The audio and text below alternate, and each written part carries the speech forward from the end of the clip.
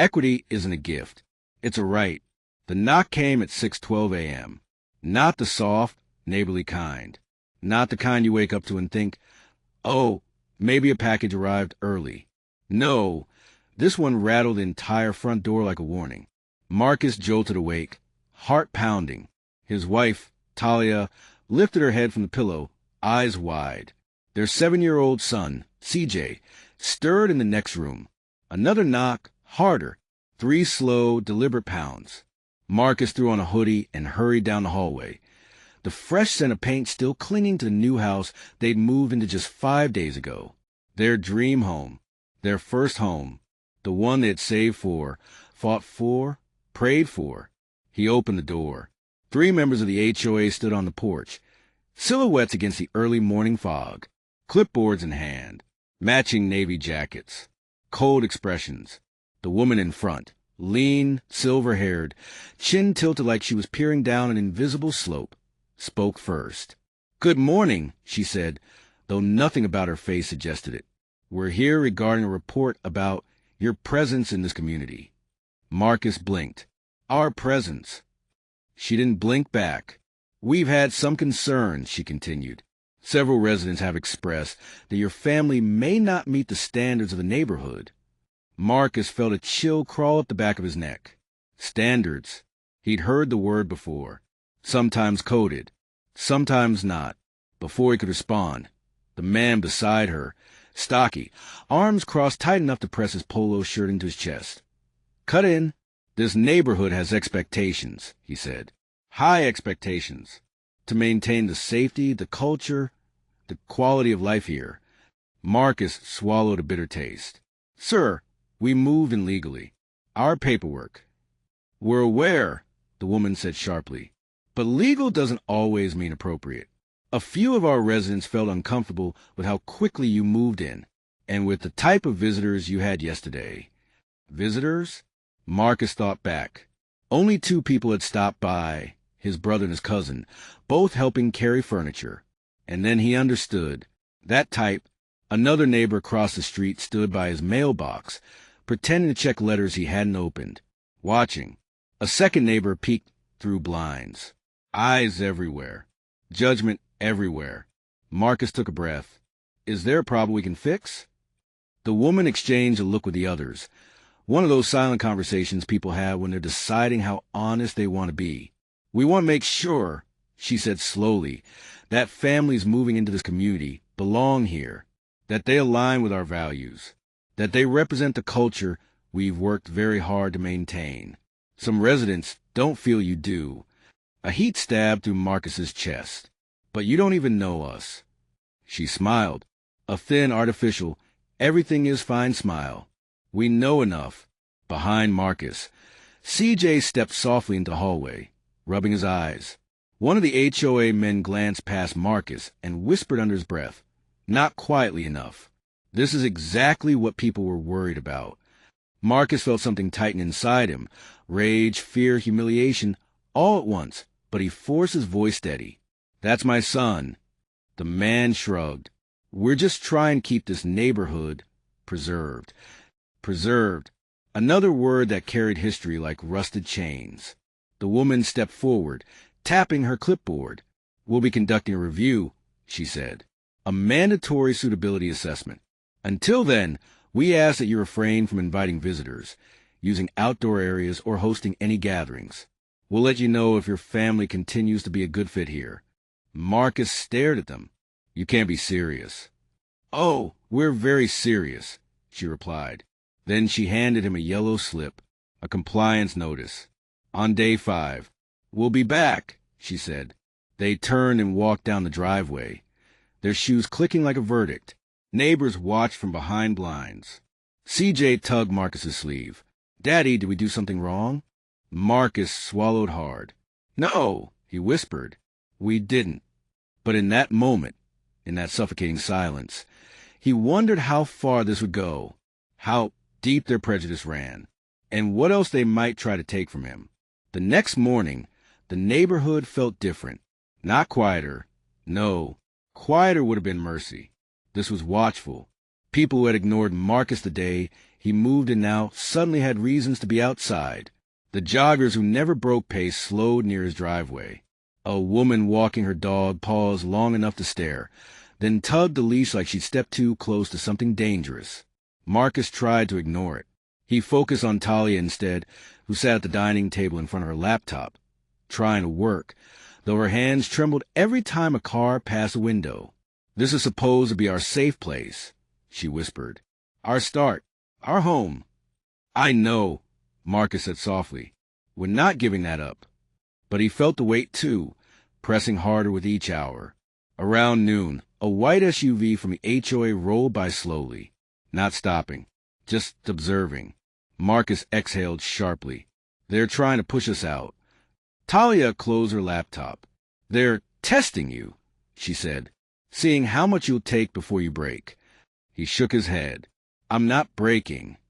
But the truth was, last night replayed in his mind again and again, the smug faces, the words belong here, the cold dismissal of his son. And while anger burned deep, something else twisted inside him. A question he hated himself for even thinking. What if they find a way to force us out anyway? His phone buzzed. A message from an unknown number. "This is Mayor Collins. I need to speak with you. Urgently." Marcus stared at it. The mayor? Of the city?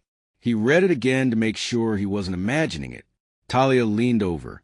"Is that?" "Yeah," Marcus whispered. "It is." Then another message.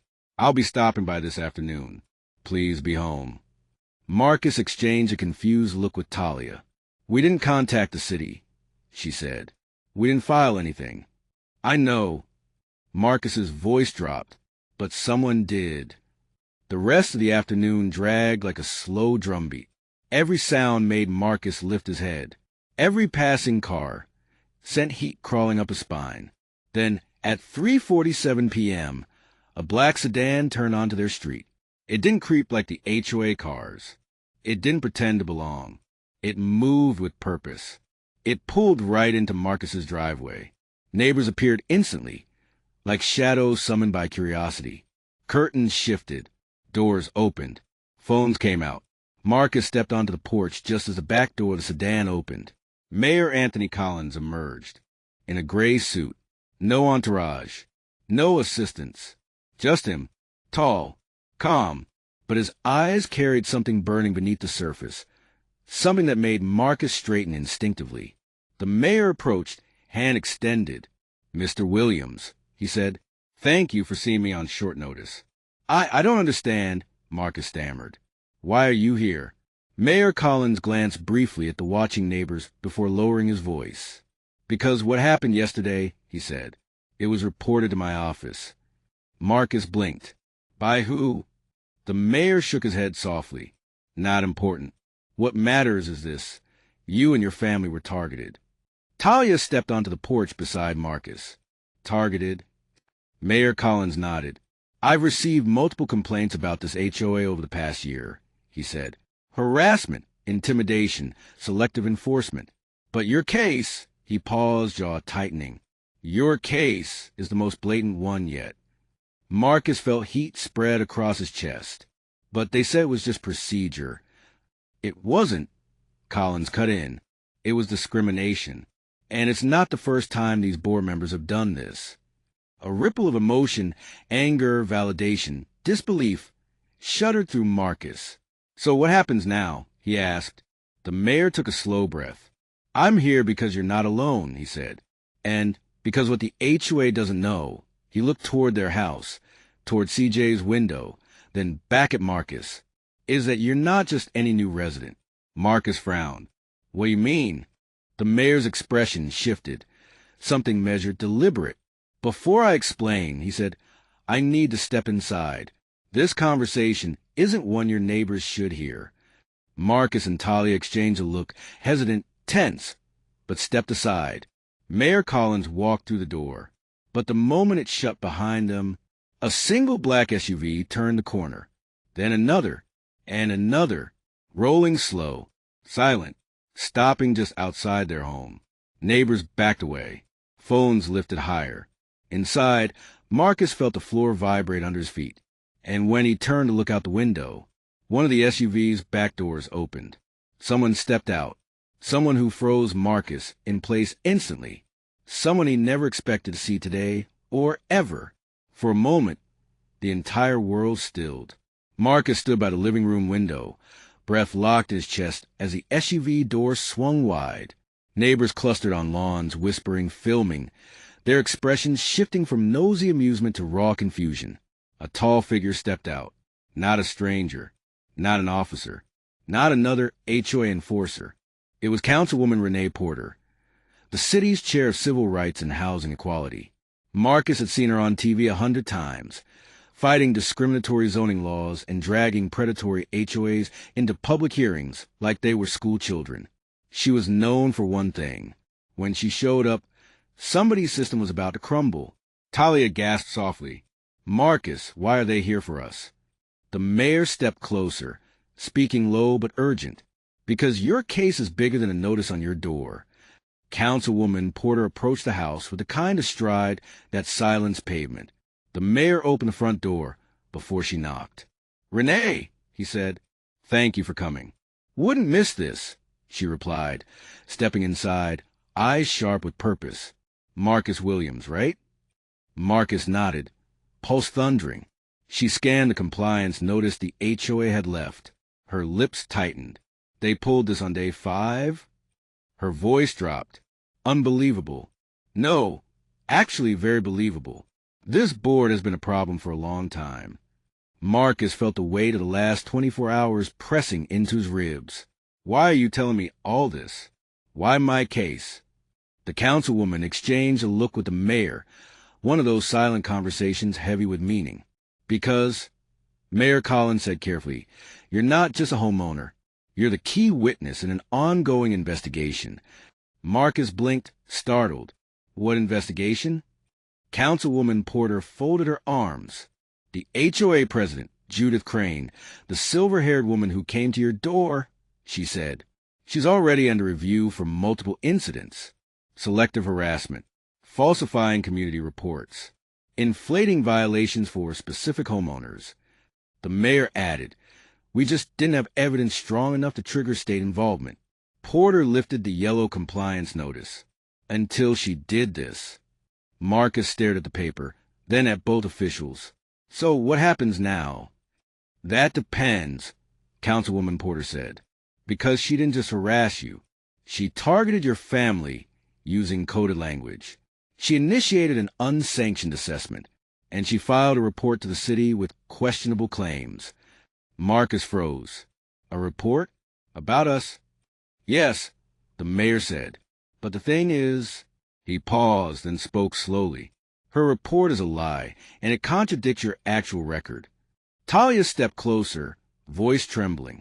"What record?" The mayor exhaled. "Mr. Williams, you didn't know this, but you were selected for our City Leadership Talent Program last fall. A nomination from your previous employer. The state keeps internal documentation.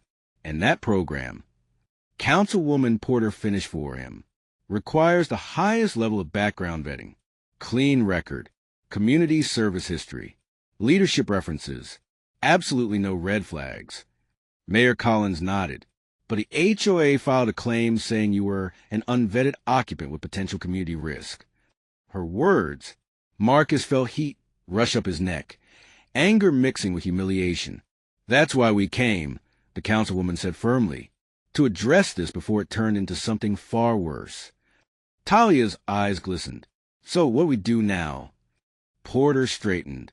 "We confront them." Marcus stiffened. "Confront them? Today? Today?" she said. "They planned another visit anyway. But they won't be expecting us. And certainly not the truth you're about to hear."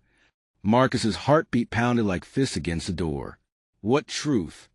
The councilwoman stepped closer, her voice dropping into something deeper, heavier. "Judith Crane didn't target you by accident." Marcus felt something in his chest stop.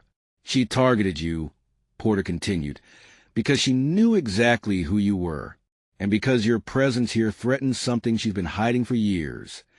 A cold silence closed around the room. Marcus looked at the mayor, then the councilwoman, then at his wife, whose hand was shaking in his. "Where's she been hiding?" he asked quietly. The mayor opened his mouth to answer, but before he could speak, a furious banging erupted on the front door. Not the mayor's calm knock, not the HOA's earlier arrogance. This was harsher, louder, pounding with rage. 3 silhouettes appeared through the frosted glass, HOA jackets, and the voice on the other side snarled, "Open this door right now. We need to speak with you, Mr. Williams." Talia grabbed Marcus's arm. The councilwoman stepped forward like a wall. The mayor whispered, "It's starting." Marcus drew a slow breath. The pounding on the door hit like a hammer, sharp, angry, impatient. Marcus froze, his hand hovering over the knob. "Let me open it," Councilwoman Porter said, stepping forward.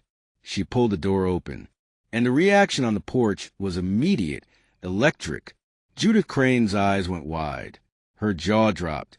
One of the board members whispered, "Oh my God, that's the mayor." The 3 of them stood there frozen, like statues caught in the wrong place at the wrong time. Their clipboards lowered. Their confidence evaporated. Every neighbor gathering around their driveway stared, equally stunned. The mayor lifted a calm eyebrow. "Mrs. Crane, good afternoon." Judith swallowed hard, voice trembling. "Dubby, what are you doing in his house?" Porter crossed her arms. "Discussing your behavior." Judith blinked, then suddenly straightened her back, defensive. "Well, you shouldn't be. This is a private HOA matter.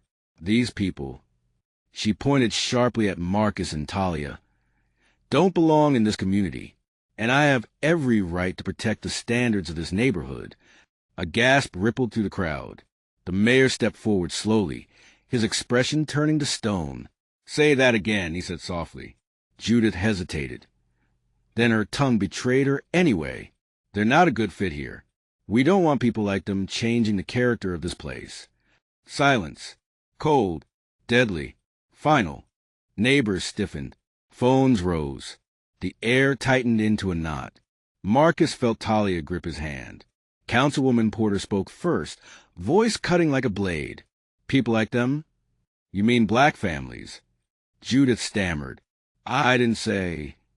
"You didn't have to," the mayor interrupted. His voice carried authority that felt like thunder building in the sky. He stepped closer to Judith, but not angrily, with the weight of the law behind him. "Mrs. Crane, the Fair Housing Act of 1968 makes discrimination illegal, and under Section 3604 it is explicitly unlawful to deny or limit housing based on race." Judith's face drained of color. The mayor continued, every word deliberate. "Your attempt to exclude this family is not community standards. It is discrimination. Racism dressed up as regulation. And it ends the day." Neighbors murmured, heads turning, shame crossing some faces, shock on others. Judith sputtered, But this community," the mayor said, raising his voice, "is part of the United States of America, a country built on the promise, broken too many times, that all citizens are equal." He turned to crowd. "All of you, listen to me." Every phone recording rose higher. Every whisper died. Every family has a right to live where they choose.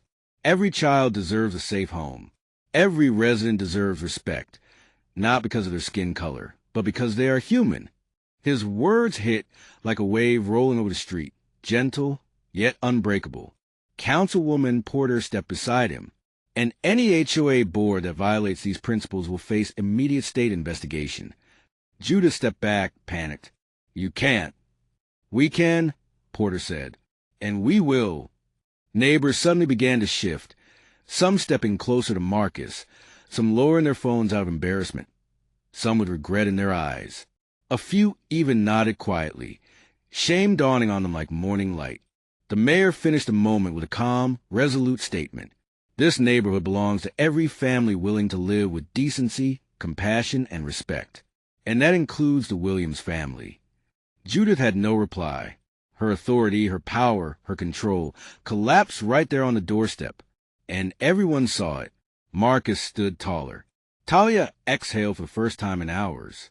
CJ peeked from behind his mother, watching a world shift before his eyes.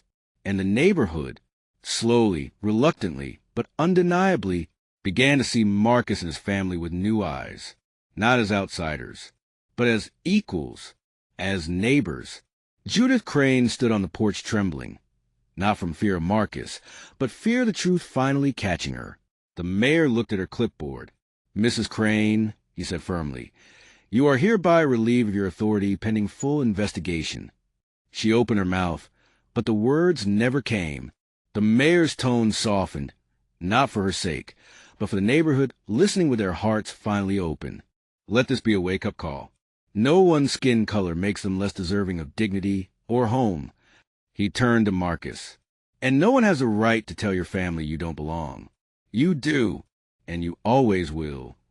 A quiet ripple rolled through the neighbors, nods, small murmurs of agreement, a few even stepping forward to say, "Welcome.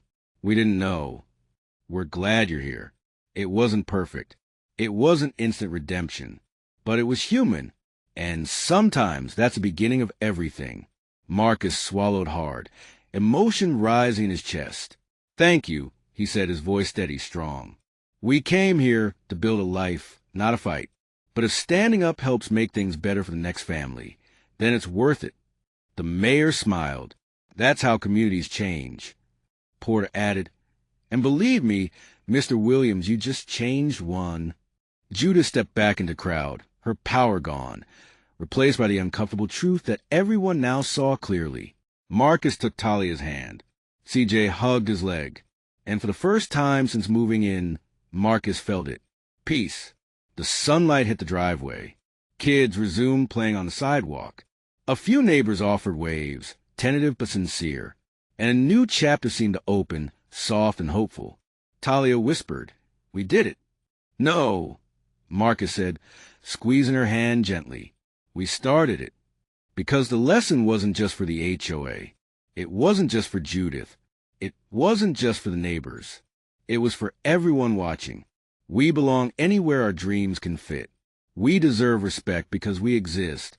And when one voice rises, others find the courage to follow.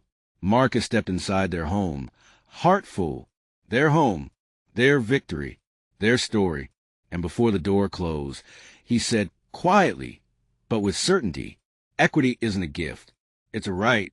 Kindly subscribe for more of our stories. And if you enjoyed the story, don't forget to click the like icon. With your support, we can make it work.